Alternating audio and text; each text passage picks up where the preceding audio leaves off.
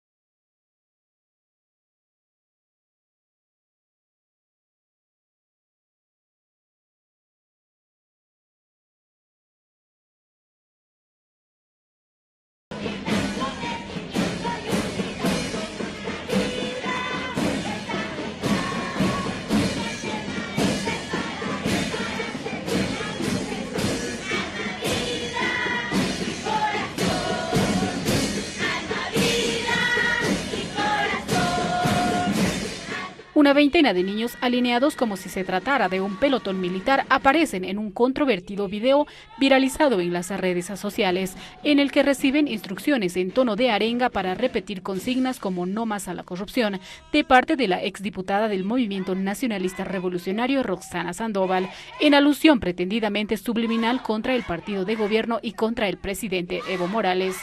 El video se habría filmado en una plaza de Santa Cruz de la Sierra, en cuyo departamento residen políticos de derecha conectados con ONGs y fundaciones estadounidenses, quienes son los más férreos opositores y conspiradores contra el gobierno del movimiento al socialismo.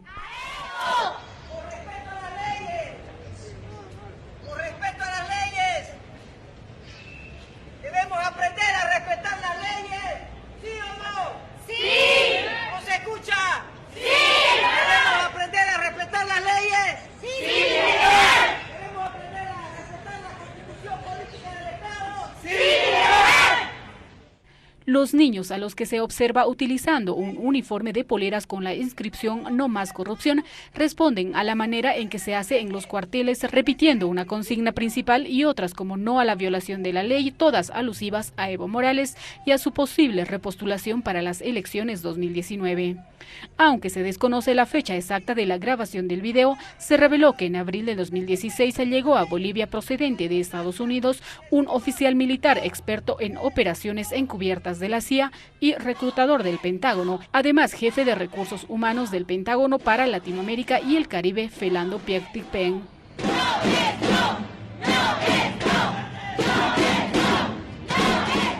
El fin de la visita habría sido poner en práctica las nuevas estrategias y métodos de manipulación, injerencia y control de masas aún más avanzado, con el proyecto denominado MK Ultramonarca para niños de entre 4 y 14 años, como explicó María Irene Esquilachi Sandoval en entrevista concedida a Cadena A. El señor Thigpen llega a Bolivia con el cargo de reclutador del Pentágono. Ese cargo impresiona. Uno empieza a pensar y dice, viene al país, de pronto podemos hablar con él de los términos de reclutamiento que se establecen para el Pentágono, o dejamos ese tema por un lado. Bueno, yo creo que Philando está muy dispuesto a contestar cualquier pregunta que tengan. Incluso él sabe que su venida podría ser controversial. Él está preparado para eso. Pero él sabe que principalmente no ha venido no con ese cargo, sino ha venido de forma independiente, que nosotros lo hemos traído sus conocimientos y por su experiencia exclusivamente para entrenar a estos niños y a los profesores de la Escuela de Héroes. Yo principalmente he venido a ayudar a la Escuela de Héroes. Si bien entiendo que mi presencia puede ser controversial, quiero aclarar a Bolivia que yo vengo a ayudar a Bolivia y ayudar a estos niños que son ellos en realidad los que van a ayudarse y los que van a ayudar a este país. Quiero ver el perfil primero de todos los miembros que contribuyen a la Escuela de Héroes. The things they're doing right, to encourage them to do more of them. Para ver qué cosas están haciendo muy bien, para darle la fortaleza, para que continúen en esa labor. María Irene Esquilachi Sandoval es hija de Roxana Sandoval y ambas están alineadas con el discurso de ultraderecha que maneja el expresidente de Bolivia, Jorge Quiroga Ramírez, quien hasta hace algunas semanas figuraba como político del Partido Demócrata Cristiano, cuyos militantes informaron que el ex vicepresidente de Hugo Banzer Suárez ya no podía seguir utilizando la sigla de ese partido. La llegada de Philando Pierre a Bolivia fue coordinada con varias ONGs, entre ellas Fundación Liderazgo y Desarrollo Integral, Fulidei, la Red de Transformación Global, la ONG Centro de Comando Zampac, bajo una fachada denominada Santuario Cristiano Apostólico y Profético, juntos ahora dependientes directos del Departamento de Estado y del Pentágono, organismos bajo la dirección general de la activista cruceña Esquilachi. Dentro de los objetivos del programa Monarcas sobre Bolivia, figura el de dar entrenamiento a niños y jóvenes en lo que ellos denominan Escuela de Héroes. Entrenar a los nuevos cuadros de personal disponible y adiestrarlo básicamente en operaciones psicológicas. Capacitación al personal de los cuadros en varias áreas como la toma de decisiones. Ejercitarlos y prepararlos en la resolución de conflictos. Formar la disciplina y obediencia de los nuevos líderes, entre otros. El programa en Bolivia cuenta con instructores bien capacitados dentro de un programa especial dentro del Departamento de Estado del gobierno norteamericano, bajo probadas técnicas científicas del Pentágono y es ejecutado en varios lugares del mundo con propósitos de adoctrinamiento y lavados de cerebro. También se dispone del área de liderazgo de carácter empresarial de acuerdo a los estamentos y esquemas propuestos que los instructores del Departamento de Estado imparten. A los niños se los adiestra y clasifica de acuerdo a las diferentes áreas de interés de este programa. ¡Sí! ¿Nos escucha? ¡Sí! ¿Queremos aprender a respetar las leyes? ¡Sí! ¿Queremos aprender a respetar la Constitución Política del Estado? ¡Sí! Las leyes. Todo hombre y ser humano debe someterse a las leyes. Ese es el principio. No es que alguien va a hacer las leyes a su forma y a su manera. Por eso, soldados de Jesucristo, una nueva generación está en defensa de las leyes, de la democracia, y decimos no es no. No es no. No es no. No es no. No es no. La señora Roxana Sandoval y su hija eran movimentistas, fundamentalistas religiosas o casi fascistas con este tipo de conductas. Realmente muy llamativo y muy grosero lo que acabamos de ver. Escuchar chicos haciendo este tipo de pronunciamientos como si fueran conscriptos militares, realmente es verdaderamente patético y hasta deprimente. Utilizar chicos para el asunto político, para la discusión o el debate político, para generar cierto tipo de percepciones públicas, sobre todo en la siempre gelatinosa clase media que duda muchísimo a la hora de votar, que tiene demasiadas dubitaciones, que tiene demasiadas dudas. Esto tiene un objetivo, tiene un interés. Esto tiene asesoramiento, además de los Estados Unidos. Esto tiene que ver con operaciones psicológicas. Está claro que detrás de esto están los Estados Unidos, cierto tipo de intereses. Y la señora Roxana Sandoval no ha podido explicar de mejor manera, argumentar de mejor manera por qué hizo lo que hizo. Vamos a ir a una pausa y luego sobre el mismo tema seguimos conversando. María Luz Vaca ha entrevistado a la senadora Adriana Salvatierra con respecto del tema.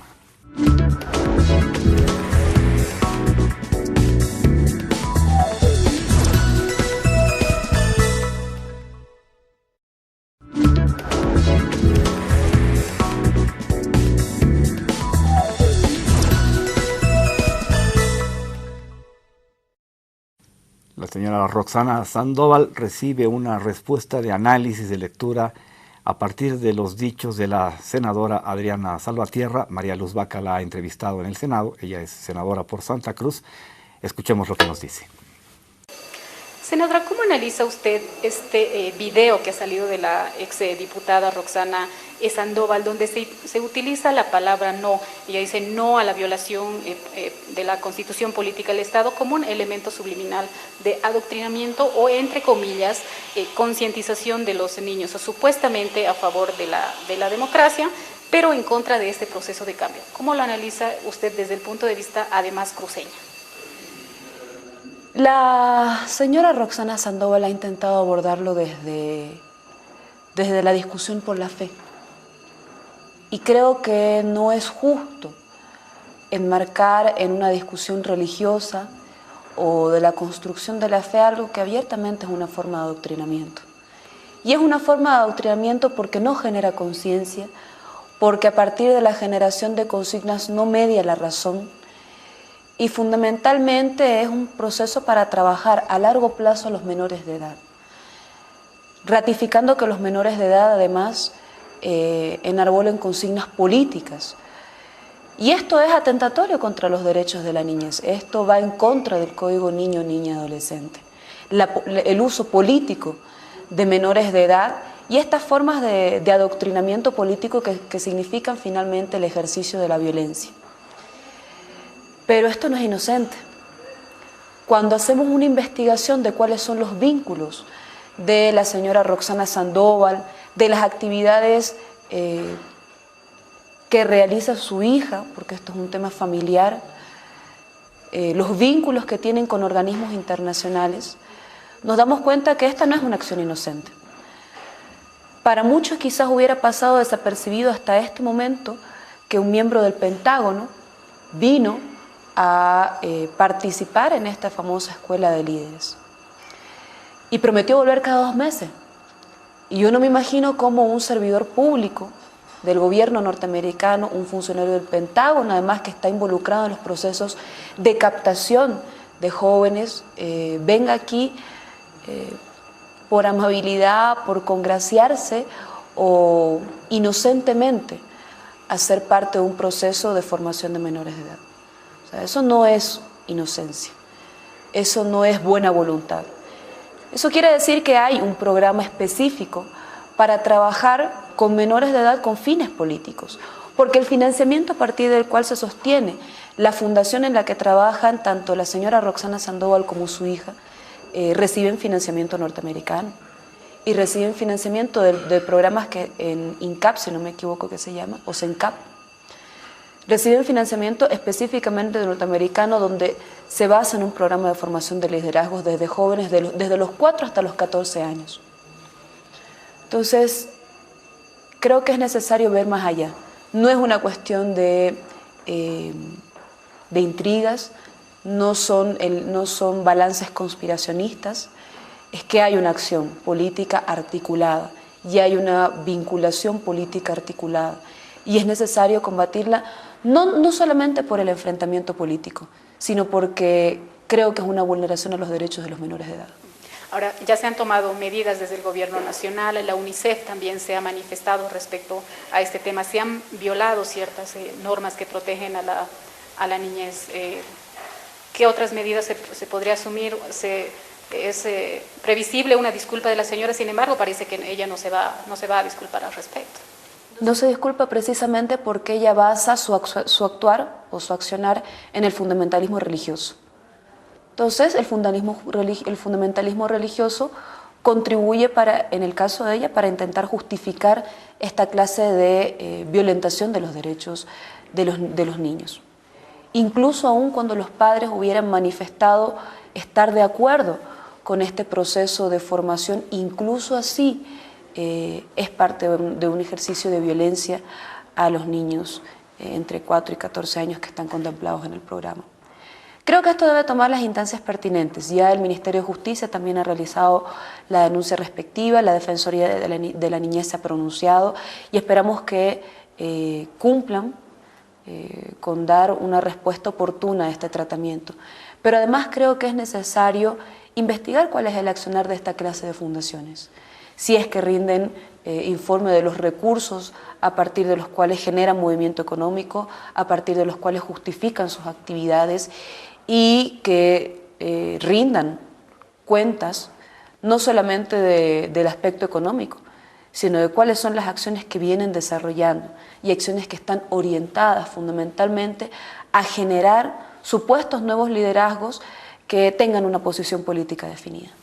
Ahora, senadora, ¿cómo se ha vivido el no políticamente en Santa Cruz en los últimos 10 años por parte, especialmente de los sectores privilegiados o aquellos que se llaman dominantes, los sectores más recalcitrantes, opositores al gobierno del presidente Evo Morales, que siempre han hecho campaña por el no, por la opción no en el departamento de Santa Cruz? Su opción pasa fundamentalmente por una discusión de clase. Cuando los grupos privilegiados de poder, cuando los grupos privilegiados económicos sienten que empiezan a perder los privilegios porque se amplían los derechos de las grandes mayorías, optan por una lucha política abierta de confrontación contra un proyecto. Ese proyecto para nosotros es el proceso de cambio, es el Estado plurinacional, es el horizonte hacia el vivir bien, la construcción del socialismo. Y en Santa Cruz efectivamente se afectaron intereses. En su momento, la propuesta, por ejemplo, del Estatuto Autonómico, de la construcción de autonomías, no era solamente la disputa por un modelo político-administrativo descentralizado. Detrás de eso había una disputa por los recursos naturales, por la economía, los recursos económicos que se generaban en el departamento, el control de la justicia, el control de la institucionalidad vinculada a los procesos electorales, el control del proceso de titulación y saneamiento de las tierras. En Santa Cruz, uno de los departamentos en el oriente boliviano donde existía una mayor concentración de tierra en pocas manos, grandes extensiones de tierra en manos de terratenientes. Entonces, efectivamente, este proceso de cambio afectaba a sus privilegios de clase. Y efectivamente este proceso de cambio además contribuía a empoderar a aquellos que, por una república excluyente, que era condescendiente con los sectores de poder y los grupos privilegiados de poder en Santa Cruz, hasta antes de este proceso de cambio estaban en una situación casi de servidumbre. Empoderó al pueblo indígena chiquitano, a los 7 pueblos indígenas del departamento de Santa Cruz, empoderó a los campesinos, empoderó a las mujeres, empoderó a los jóvenes, pero además produjo un profundo proceso de democratización de la gestión pública. Y creo que eso es lo más importante. Lo vivieron con violencia, con no solamente la violencia graficada en la toma de instituciones, sino también en la pateadura a campesinos en las avenidas, en el intento de romper los bloqueos que iniciaron los campesinos en defensa de las instituciones del Estado, con la destrucción de las oficinas de la Central de Pueblos Étnicos de Santa Cruz. Lo vivieron con una horda de jóvenes, y lamentamos que hubieran sido jóvenes además, que en su momento se desplazaron por municipios de la Chiquitanía quemando casas de dirigentes de organizaciones sociales. Lo vivieron con violencia, porque ratifico, fue un proceso de cambio que afectó los intereses de la clase dominante y demostraron que están dispuestos a disputar no solamente desde lo político y lo democrático, sino también hasta el ejercicio de la violencia. Senadora, ¿qué está pasando con la organización partidaria del movimiento al socialismo? Hay críticas que dicen que hay funcionarios de gobierno que son parte del MAS, pero en la gestión pública, ¿no? Y dado las circunstancias, se dice que la gestión pública es una cosa y otra cosa es el potenciamiento de las organizaciones sociales de base, ¿no? La organización política del partido. ¿Qué está haciendo el movimiento al socialismo para recuperar ese sentido, en ese sentido el funcionamiento orgánico del MAS, recuperar las bases del movimiento al socialismo? Creo que no solamente pasa por recuperar las bases del movimiento al socialismo. Es importante reconocer, y lo mencionaba la presidenta de la Cámara de Diputados, cómo cualitativamente la democracia y la democratización fueron un proceso acelerado y que se aceleró más en este proceso de cambio. Nos decía, por ejemplo, en una sesión la presidenta de la Cámara de Diputados que el 2005, de un total de votantes de 3.091.707, estaban registrados para las elecciones nacionales. Ya hacia el 2014 y hacia el 2016, la población votante alcanzó a 6.502.069. Casi se duplicaron los resultados. Cualitativamente esto no significa que la población se hubiera duplicado. O sea, no es solamente un tema de crecimiento demográfico, es fundamentalmente un tema de democratización del ejercicio de la ciudadanía.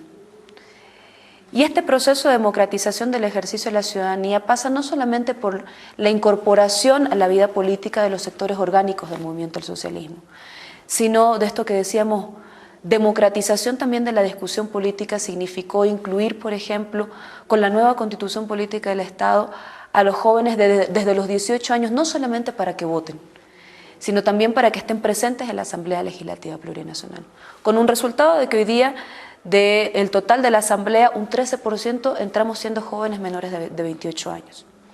Significó que el 51% de la Asamblea Legislativa Plurinacional esté compuesta por mujeres y Bolivia sea el segundo país en el mundo con mayor representación parlamentaria femenina. Significó que se generen formas de empoderamiento local, departamental y nacional de los sectores que hasta antes estaban históricamente excluidos. Creo que esa discusión debe continuar acelerándose. El movimiento del socialismo, como estructura política, es uno de los partidos que más promueve la generación de nuevos liderazgos. Y esto se demuestra, por ejemplo, en un dato sencillo. En la Cámara de Senadores, de los 36 senadores, 25 senadores pertenecen a las fuerzas del movimiento del socialismo.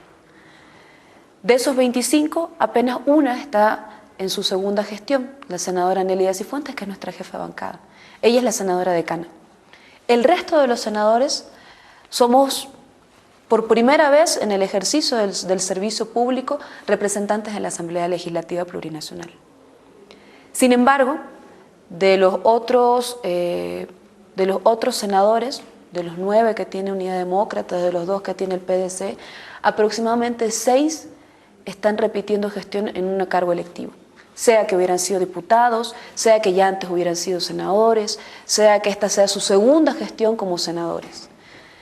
Eso creo que es un dato cualitativo de nuestro proceso de renovación de cuadros. Pero esto no va en contraflecha de lo que nosotros permanentemente hablamos de que hay liderazgos que generan unidad del sujeto político revolucionario, del pueblo boliviano. Creo que hay liderazgos que generan unidad más allá de las fronteras del movimiento del socialismo. Y ese es el liderazgo del presidente Evo Morales. Ese también ha sido el liderazgo del vicepresidente Álvaro García Linera. Liderazgos que han generado la unidad al interior del sujeto revolucionario, pero además la unidad como pueblo boliviano. Construir esos mecanismos de unidad creo que no es un proceso menor. Y creo que es necesario valorarlos tomando en cuenta los grandes avances que hemos tenido en los procesos de construcción de soberanía, en nuestra economía, en nuestra industria, en la recuperación de nuestros recursos naturales, en la recuperación de la dignidad como identidad de los bolivianos y fundamentalmente en un proceso de recuperación de la patria. Creo que eso es uno de los elementos importantes que es necesario reconocer. Muchos desafíos tiene el movimiento al socialismo para reorganizarse políticamente y para diferenciar su trabajo de activismo con la gestión pública. Una cosa son los funcionarios, una cosa es el aparato gubernamental, la administración del Estado y otra cosa es la militancia política. Y creo que ahí el movimiento al socialismo tiene muchísimas tareas que llevar adelante en todo el territorio nacional en alguna medida para contrapesar o para ir a la contraofensiva de este tipo de iniciativas que ponen en evidencia que la derecha está trabajando a todo vapor para que definitivamente lo de la repostulación no sea una realidad, la repostulación de Evo Morales para las elecciones de 2019. Vamos a una pausa y luego continuamos con Vuelta de Tuerca.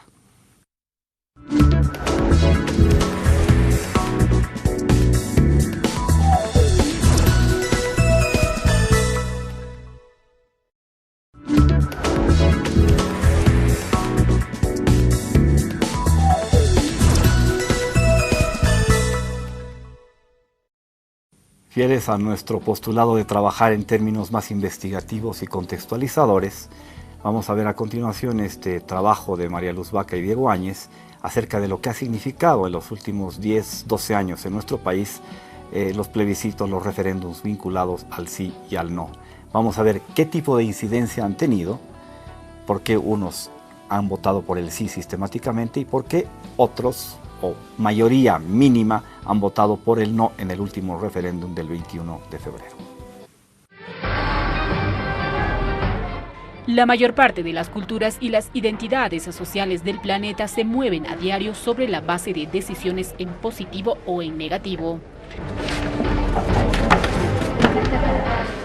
Nos encontramos a diario ante disyuntivas que nos conducen a pronunciarnos con un sí o con un no, y en el caso de la historia política y democrática reciente de nuestro país, al haberse introducido el referéndum como herramienta electoral para generar políticas públicas, el sí y el no han estado muy presentes en la construcción de una democracia participativa e incluyente como nunca antes había sucedido en la historia republicana de Bolivia.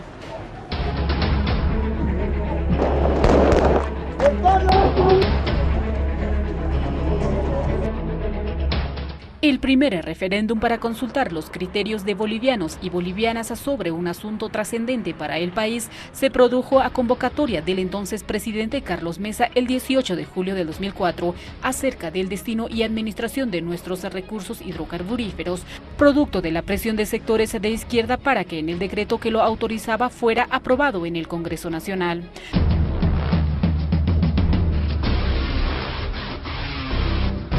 Ante la primera pregunta, ¿está usted de acuerdo con la abrogación de la Ley de Hidrocarburos 1689 promulgada por Gonzalo Sánchez de Lozada? El sí obtuvo el 91% de la votación. La segunda pregunta era, ¿está usted de acuerdo con la recuperación de la propiedad de todos los recursos en boca de pozo para el Estado boliviano? El sí obtuvo el 95% de los votos. La tercera pregunta, ¿está usted de acuerdo con refundar yacimientos petrolíferos fiscales bolivianos, recuperando la propiedad estatal de las acciones de las bolivianas y los bolivianos en las empresas petroleras capitalizadas, de manera que pueda participar en toda la cadena productiva de los hidrocarburos? Obtuvo el 92% de aprobación en las urnas. La cuarta pregunta era, ¿está usted de acuerdo con la política del presidente Carlos Mesa de utilizar el gas como recurso estratégico para el logro de una salida útil y soberana al Océano Pacífico? Esta pregunta obtuvo el 57.3% de votos de aprobación.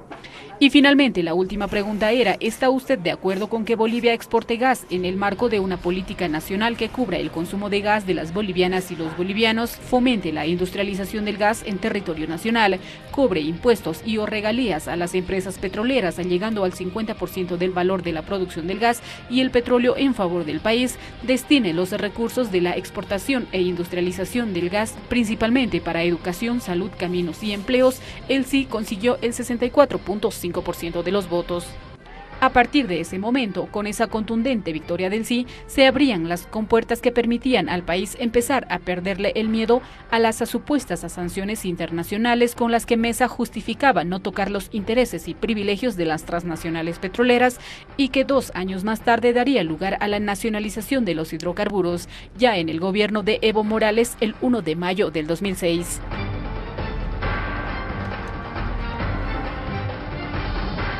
Bolivia le había dicho sí a la necesidad de conquistar definitivamente soberanía sobre uno de los principales recursos naturales, y este referéndum se constituía en el punto de inflexión fundamental para el éxito de las políticas económicas aplicadas en la última década en el país.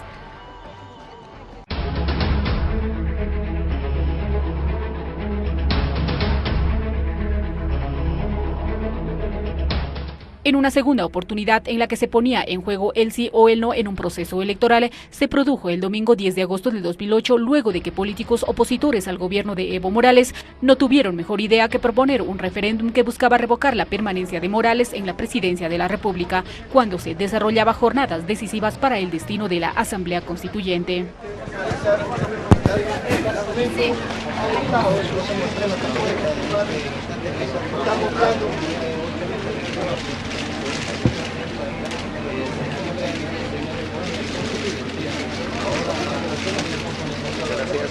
El país vivía momentos de convulsión y coibota permanente al gobierno con la llamada Media Luna, conformada por los prefectos de Santa Cruz, Tarija, Beni y Pando, quienes habían pronosticado que Evo Morales no aguantaría más de 6 meses al mando del país.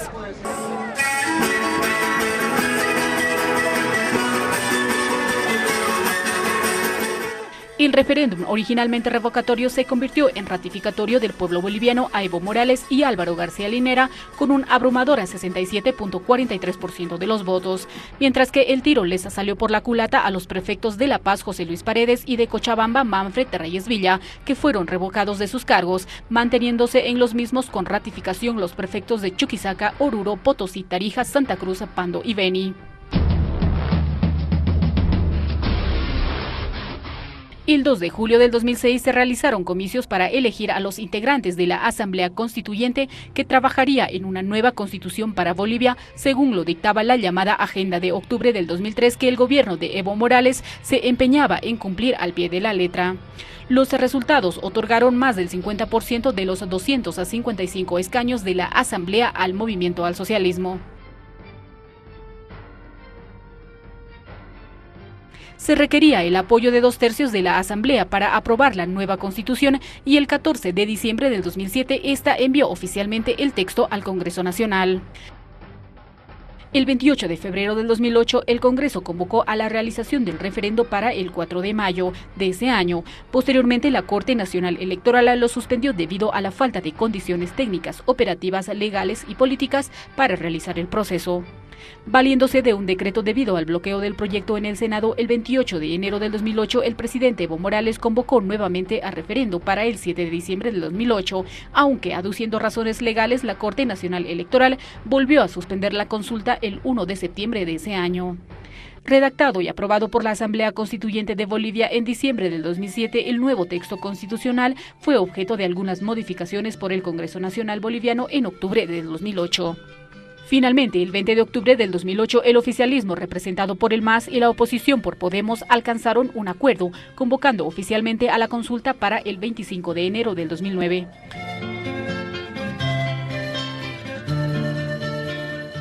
Bolivia le dijo sí a la nueva Constitución Política del Estado con 61.43% de los votos, que fue promulgada y publicada en la Gaceta Oficial de Bolivia el 7 de febrero del 2009, fecha en la que entró en vigencia.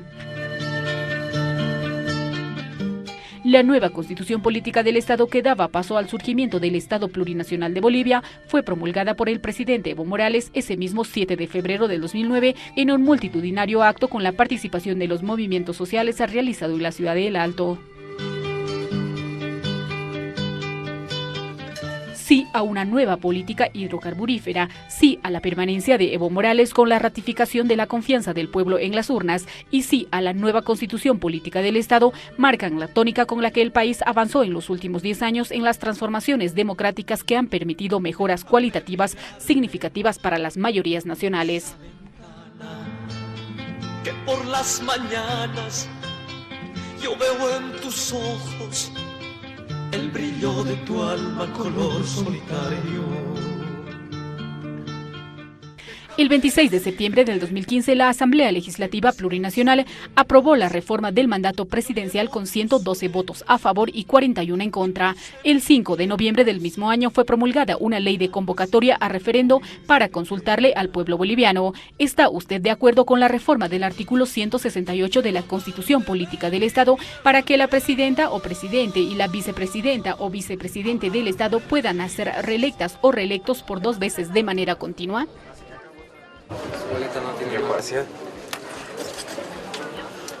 El no se impuso con un 51.3% sobre el sí, que consiguió el 48.7% en las urnas. Fue la primera vez que ganó el no con un estrecho margen de 2 puntos sobre el sí, en un contexto en que una operación político-mediática pudo haber influido en la decisión ciudadana. Comparando los resultados de los 3 anteriores referendos en los que se impuso el sí para acometer transformaciones fundamentales para la vida del país, ratificándose el liderazgo de quien vino encabezando dichos cambios, este último se circunscribe nada más que a evitar que Evo Morales pueda volver a ser candidato a la presidencia, quien tiene en su proyecto político completar la Agenda 2025, que busca fundamentalmente acabar con la pobreza extrema en Bolivia y consolidar este llamado cambio de época para nuestro país.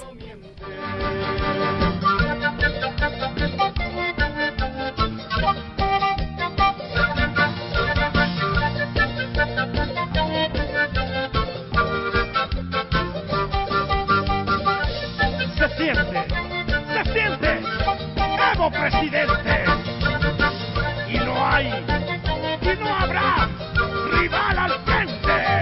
Sí, señor, y hasta la victoria siempre.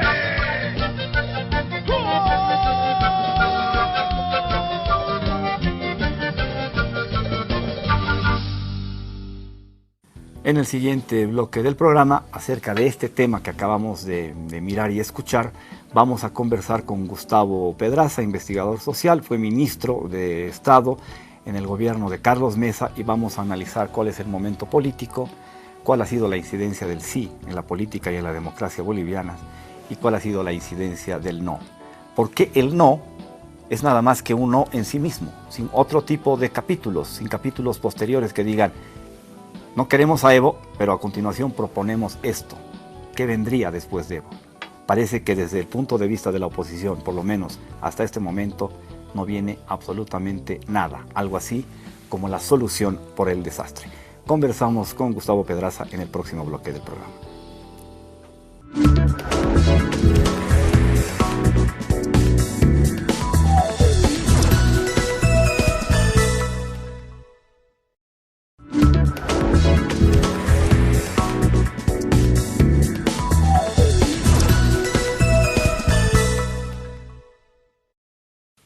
En estos 2 últimos bloques del programa conversamos con Gustavo Pedraza, investigador social. Está él en la ciudad de Santa Cruz de la Sierra. Muchas gracias, Gustavo, por acompañarnos aquí en Vuelta de Tuerca. Primera pregunta rapidita. La acción llevada adelante por Roxana Sandoval y su hija en un plan de adoctrinamiento con asesoramiento internacional, extranjero, gente del Pentágono incluso, con la palabra no como nervio motor para ese trabajo de adoctrinamiento. ¿Cuál tu lectura al respecto? Bienvenido. Bueno, un gusto como siempre. No sé si será con la asesoría del Pentágono, ¿no? Me parece demasiada licencia para un tema tan simple, pero además tan incorrecto. No es nuevo este movimiento de fanáticos religiosos en Santa Cruz. Yo recuerdo de mis épocas universitarias, había un grupo que se denomina Cristiandad, ¿no? Un grupo anticomunista, radical, ¿no? de extrema derecha, fanático, que se encargaba de combatir a los movimientos estudiantiles progresistas en la universidad. Lo que yo he visto en el caso de la señora Sandoval es que ha agarrado la misma bandera, esa bandera que llevaba en el hombro, y lo que ha hecho es simplemente al margen de la ley, ¿no? Hay normas que prohíben eso y estas deberán aplicarse. Más allá de las explicaciones que ella ha hecho en los medios, está el acto, ¿no? consumado de haber demostrado en la plaza pública este adoctrinamiento, esta acción absolutamente censurable, ¿no? Eso es lo que puedo decir yo sobre este tema, que no es nuevo, que ha habido antes, que hay en todas partes también, ¿no? Entonces debe ser, desde mi punto de vista, condenable y sancionado por la norma, obviamente. Gustavo, a propósito de lo que dices, sí, nos recuerdo perfectamente a Cristiandad, que salía con unas banderolas con chicos encorbatados, y su lema era tradición, propiedad y familia, ¿no? Unos valores que además están vinculados o muy manejados por organizaciones o por grupos como el Opus Dei, que tienen más bien relaciones con partidos conservadores de derecha en América Latina y en general en el mundo. ¿Cuál tu criterio acerca de los contenidos de lo que la señora Sandoval les estaba proponiendo a los chicos como una manera de educarse y concientizarse contra la corrupción, por el respeto y la defensa de la Constitución, etcétera? Pero la corrupción no es únicamente consecuencia de falta de educación religiosa o ética, ¿no? La corrupción es un fenómeno que es consecuencia de la mala gestión estatal. Es decir, no estoy de acuerdo yo con esos actos. ¿Sí? Lo he vivido cuando era más joven y siempre los he rechazado. Es decir, no hay que levantar el nombre de Dios, ni de la institución, ni de la religión para instalarlo, ¿no? En el campo político. A mí me parece un retroceso, ¿no? La política tiene que hacerse con racionalidad. Es decir, se desarrolla en la tierra, es practicada por seres humanos, racionales, y por lo tanto hay normas para regular el comportamiento de cada individuo en el campo de la política. Y eso es lo que debe hacerse, porque todo político o pretendido político que alce el nombre de Dios, de una religión, para ponerla en el centro del debate político, a mí me parece que es un retroceso, ¿no? Miremos solamente lo que pasa en el Medio Oriente, ¿no? Y imaginémonos cuáles son las razones para que los conflictos más graves, para que tanta muerte haya en ese lugar, justamente por las guerras donde los dioses de cada uno son superiores a los de otros. Yo creo que eso hay que rechazarlo y hay que impedir que se consolide o al menos que asome instalarse en la política boliviana. Gustavo, ¿no será casual que la señora Sandoval forme parte de una tradición familiar política? Los Sandoval en Santa Cruz, sobre todo, son conocidísimos por haber militado, varios de ellos hermanos, parientes suyos, en el movimiento nacionalista revolucionario. En una entrevista la semana que concluye, la misma señora Sandoval ha sacado cara por el doctor Paz Estenssoro como el gran transformador de Bolivia a partir de lo que fue la revolución de 1952. Pero un poco esto desconcierta porque esto más bien tendría que ver con partidos políticos ultra, digamos, más alineados a una derecha extrema. ¿Cuál tu lectura ideológica al respecto? Sí, la señora Sandoval ha sido diputada, ha sido militante, no sé si seguirá siendo del movimiento nacionalista revolucionario, y viene de una familia, ella es hija de Edil Sandoval Morón, del grupo de los Sandoval, luchadores en Santa Cruz, yo creo que con mucha tradición de lucha revolucionaria en aquel tiempo, cumplieron un rol histórico en Santa Cruz, en la reforma agraria, la implementación. Y creo yo que la señora Sandoval tiene esa tradición familiar. Ella misma ha dicho que hace 7 años, creo, ingresó a la práctica religiosa del grupo donde ella pertenece, ¿no? Y me parece sí que lo uno es distinto a lo otro, ¿no? Esta práctica religiosa ya está alejada de la práctica política, así, no es práctica política, esto es otra cosa, ¿no? Esto es demostración de un, diría yo, un fanatismo religioso que nos hace perder la racionalidad incluso. Tiene todo el derecho de hacerlo, hay libertad de religión en nuestro país, pero cuando ya se practica esto con niños en un centro, digamos, como lo hizo, yo creo que ya ahí eso no es una práctica política, ¿no? Ya eso es distinto y hay normas que están regulando estas conductas y me parece que lo más razonable es que estas se apliquen, ¿no? Bien, Gustavo, vamos a hacer una pausa y en el último bloque del programa te voy a preguntar por el sí y el no en el contexto más amplio de lo que ha significado la incidencia que ha tenido en la historia última político-electoral de nuestro país. Vamos a la pausa.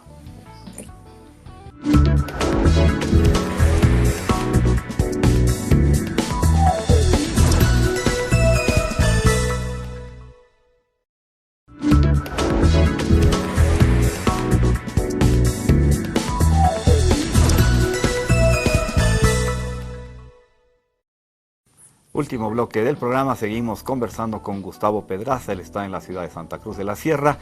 Hablábamos del tema Sandoval, adoctrinamiento niños en esa ciudad, y ahora hablamos del sí y el no. La señora Sandoval ha utilizado la palabra no y hemos vinculado o hemos conectado la palabra no a una manera de entender la política hoy día se le ha dicho no, o se ha pretendido que el pueblo boliviano le diga no en muchas circunstancias, el referéndum por los hidrocarburos, el revocatorio para Evo Morales, el no a la constitución política del Estado, y frente a él el sí, y ese sí ha permitido, Gustavo, transformaciones significativas en la última década del país. ¿Cuál tu evaluación, en primer lugar, sobre lo que ha significado la incidencia que ha tenido el sí en el desarrollo político, económico del país y la incidencia que ha tenido el no?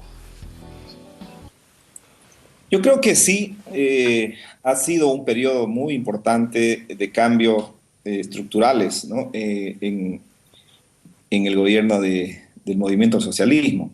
Hay que diferenciar mucho esa primera gestión con una carga muy importante de los cambios, la aprobación de la Constitución, es decir, la incorporación de los derechos indígenas, la aprobación de una Constitución donde prácticamente protege, reconoce derechos de los 36 pueblos indígenas, la inclusión política, la participación en la gestión del poder de campesinos, de indígenas, de tierras altas, de tierras bajas. Sin embargo, también esto hay que situarlo como una línea de continuidad histórica. La política es así, la política no cierra puertas y abre otras, ¿no? Si todas las sociedades del mundo tienen siempre una línea de continuidad histórica, y que ahora haya alcaldes indígenas no quiere decir que empezó este proceso en el 2005, sino que hay procesos anteriores de empoderamiento de las comunidades campesinas, de las comunidades indígenas, la ocupación territorial, la recuperación de los recursos naturales, y me parece que el proceso de cambio es una continuidad, ¿no?, de otros procesos que se dieron antes, con todos los matices, pero al final de cuentas, desde la ciencia política hay que leerlo el fenómeno de esta manera, ¿no? Más allá de la obsesión militante partidaria, este proceso es la continuidad de una línea histórica que empezó hace tiempo en nuestro país. Por lo tanto, este periodo, estos cambios, esta inclusión han sido muy importantes, ¿no?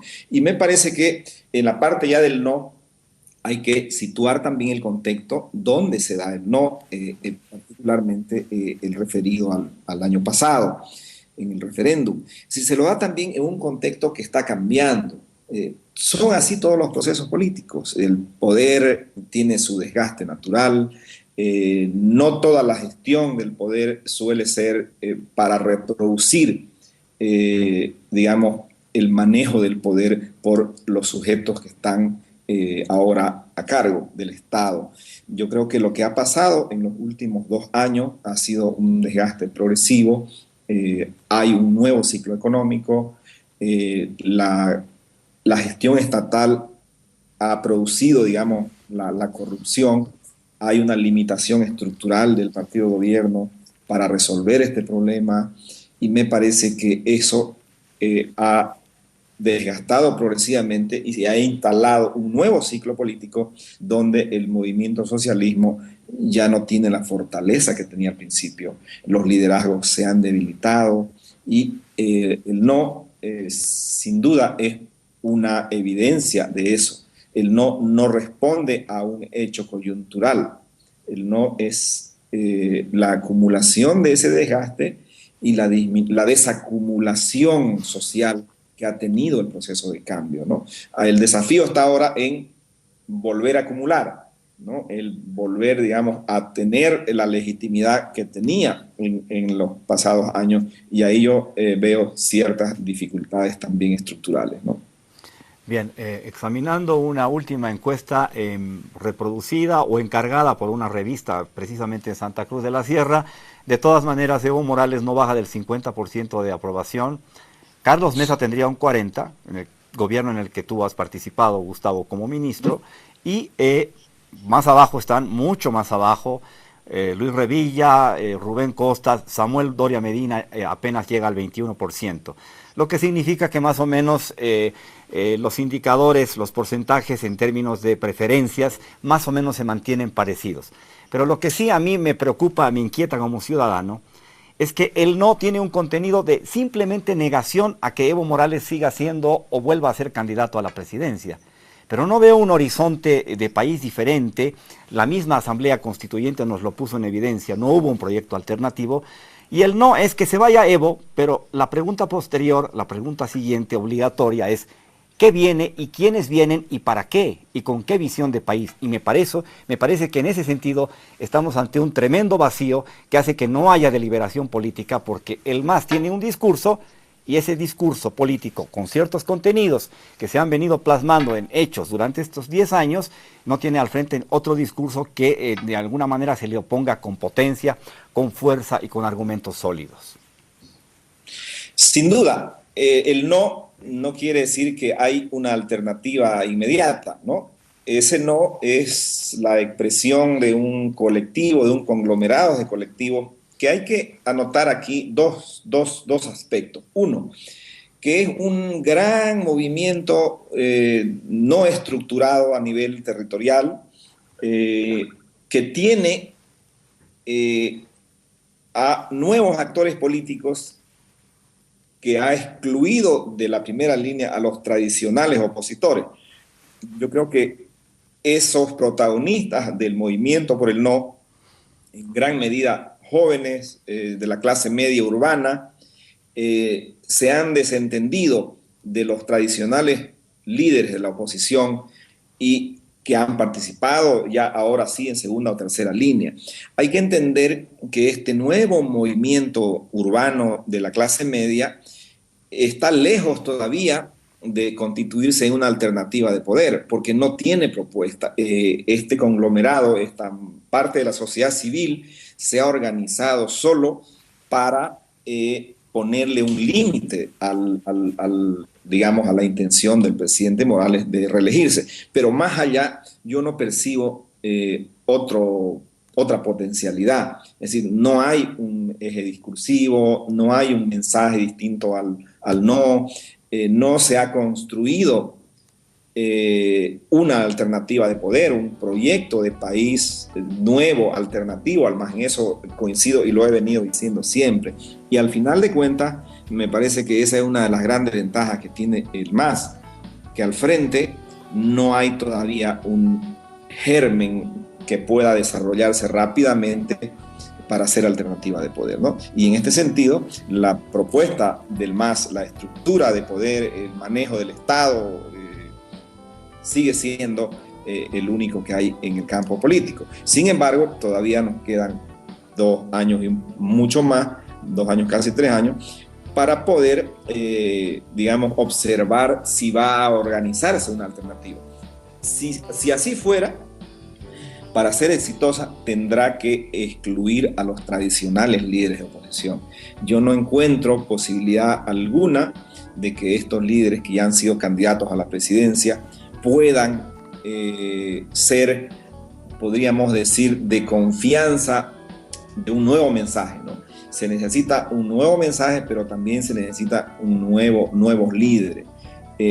Por más nuevo que sea el mensaje, pero si los mensajeros son los mismos, yo creo que la legitimidad no va a volver. O sea, en todo sentido, si se estructurara una alternativa de poder real al MAS, tendría que ser con liderazgos nuevos y con mensajes alternativos que tengan solidez y que convoquen pues la